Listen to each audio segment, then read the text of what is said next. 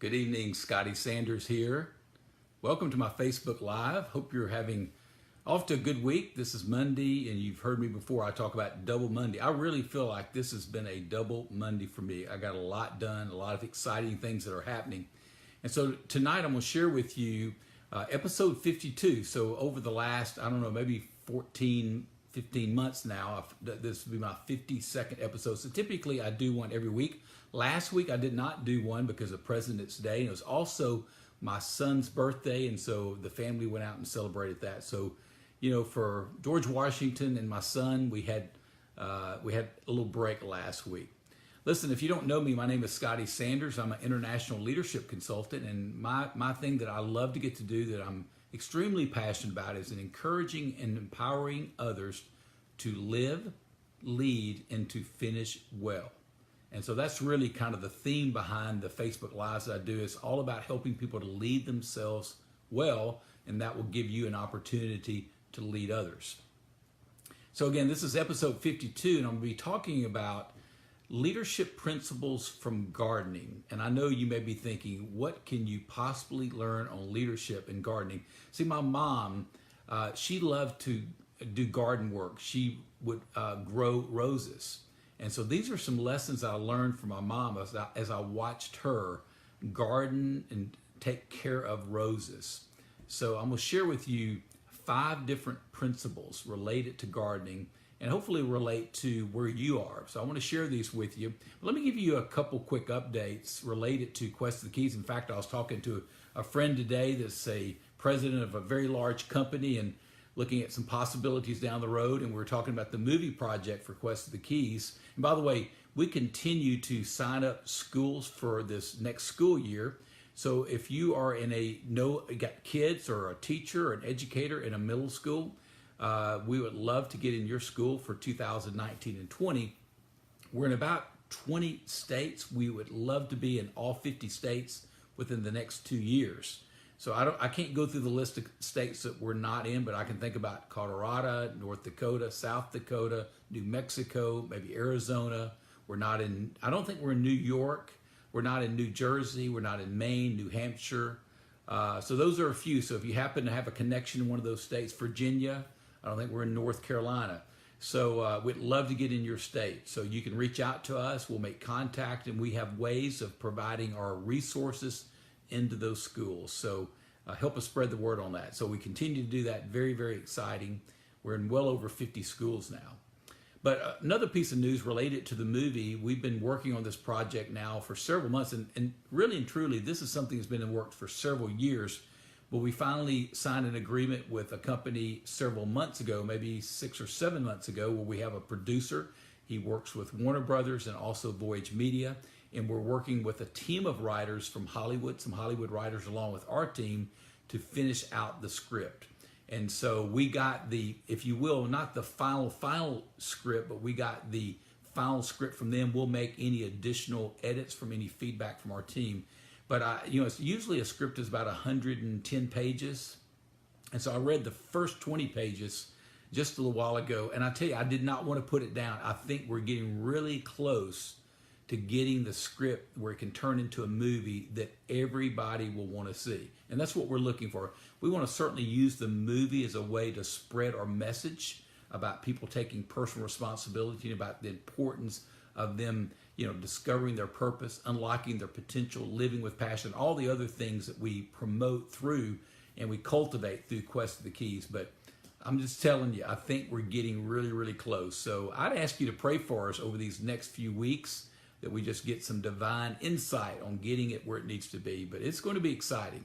And again, a long ways to go, but we're making a lot of good progress. Okay, now for the subject tonight. So we're talking about leadership. So some leadership principles that you can take away from gardening. Some things I learned from my mom as I watched her as a young boy work in the garden, especially growing roses. And by the way, I happen to wear a rose-colored shirt. It's the only rose-colored shirt I had in my closet.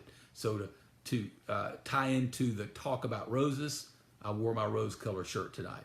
So let's talk about these. So the first thing I want to share with you is that my mom, she was just very passionate about growing roses. I mean, she just You could tell she loved it. She knew about roses. She knew what she needed to do.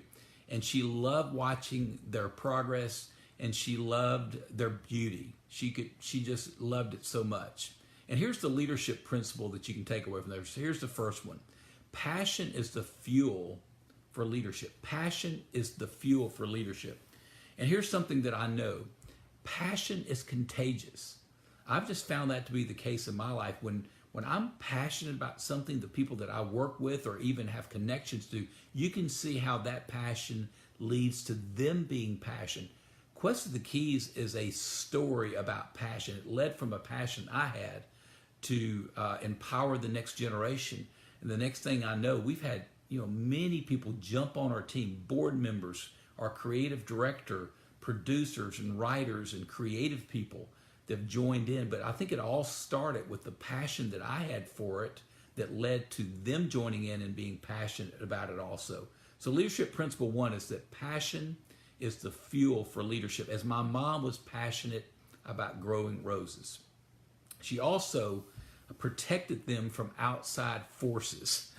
And I still have a lot of memories, some fond, maybe some not so fond. So we would play, I had 3 brothers, and we would always play in the front yard. We'd be throwing the ball, baseball, or playing football or basketball. And many, many times the ball would end up in the rose garden and messing up the roses. And I remember walking through there to get the ball and getting the thorns, and my mom coming out, get out of the garden, But, she protected those roses. She didn't want us to throw the ball to hit a rose bush and kill some of her roses. So she was very protective of that. And here's leadership principle number 2 that you can take from that. Leaders care for the ones that they lead. I found it always difficult to lead people that I don't care about.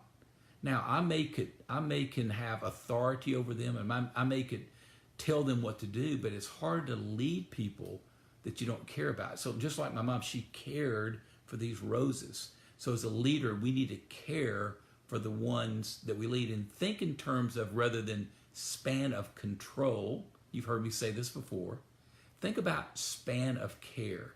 The people that are under you are not the people that they serve you, but you really serve them by taking care of them. So I learned that from my mom because she took such good care of her roses.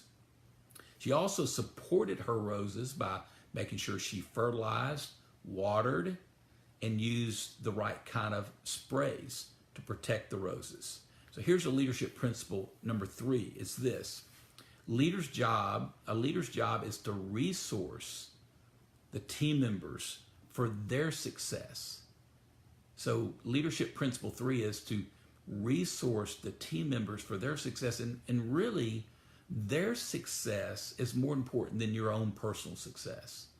And in some ways, when they're successful, it does make you successful. But if you focus on your success, you'll tend to marginalize them. But if you focus on their success, you elevate them, and it just happens to take you with them. So that's the 3rd one. Here's the 4th one. She always knew when it was time to prune. So this is something I watched her. She would know when to go out and prune things. She would sometimes prune a good rose bush or a good rose bud because it wasn't the best. She really focused on the very, very best. So sometimes she had to take some good ones out because it got in the way of the very best growing. And then sometimes, so she wanted to use her resources, if you will, on the very best rose bushes or the rose buds. Some branches are sick and not going to get well. She recognized that, so she had to do something about that. She had to cut them off. And sometimes she would notice some branches were literally dead, which she'd have to take those off. So part of, what she would do is that she had to prune things away. And sometimes it's hard to prune because it's getting rid of something, but sometimes that's the best thing that we can do in certain situations. So leadership principle number 4 is this. Not everyone on the team that you may lead is going to make it. They're not. It's not that we don't care for them. It's not that we're not concerned for them.